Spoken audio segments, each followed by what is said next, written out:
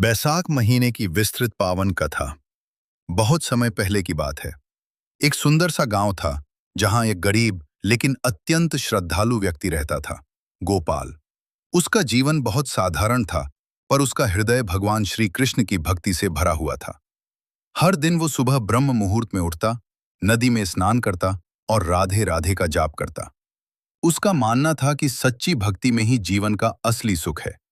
जब बैसाख का महीना आया तो गांव में धार्मिक उत्सव का माहौल छा गया। हर घर में पूजा, कथा और दान पुण्य होने लगा।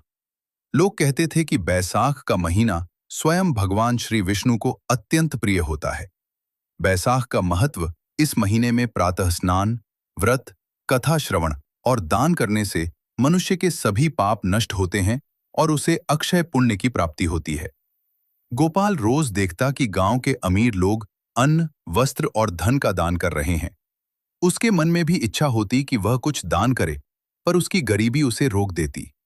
एक दिन वह बहुत उदास होकर मंदिर के बाहर बैठ गया और भगवान से बोला, हे प्रभु, मेरे पास देने को कुछ नहीं है, फिर मैं कैसे आपकी कृपा पा सकता हूं? भगवान की परीक्षा उसी समय एक वृद्ध साधु वहां आए। उनका शरीर कमजोर था और चेहरा प्यास से सूखा हुआ था। उन्होंने गोपाल से कहा, बेटा, क्या मुझे थोड़ा जल मिल सकता है?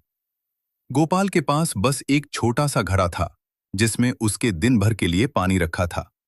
एक पल के लिए उसने सोचा, अगर मैं यह पानी दे दूं तो मेरा क्या होगा? पर अगले ही क्षण उसने बिना सोचे वह घड़ा साधु को दे दिया और बोला, महाराज, यह जल आपका है। साधु ने जल पीकर संतोष की सांस ली और मुस्कुराने लगे। दिव्य चमत्कार अचानक साधु का रूप बदलने लगा। उनके शरीर से दिव्य प्रकाश निकलने लगा और वे भगवान श्री विष्णु के रूप में प्रकट हो गए। गोपाल यह देखकर स्तब्ध रह गया और उनके चरणों में गिर पड़ा। भगवान बोले, हे भक्त, बैसाख में किया गया छोटा सा दान भी अनंत फल देता है। तुमने अपने स्वार्थ को त्याग कर सेवा की, इसलिए मैं तुमसे प्रसन्न हूं। उन्होंने गोपाल को आशीर्वाद दिया, तुम्हारे जीवन में कभी दुख नहीं रहेगा और तुम्हारी भक्ति सदैव बनी रहेगी। जीवन में परिवर्तन। उस दिन के बाद गोपाल के जीवन में अद्भुत परिवर्तन आया। उसकी मेहनत रंग लाने लगी, घर में सुख समृद्धि आने लगी। लेकिन सबसे बड़ी बात, उसका मन कभी भी अहंकार से नहीं भरा।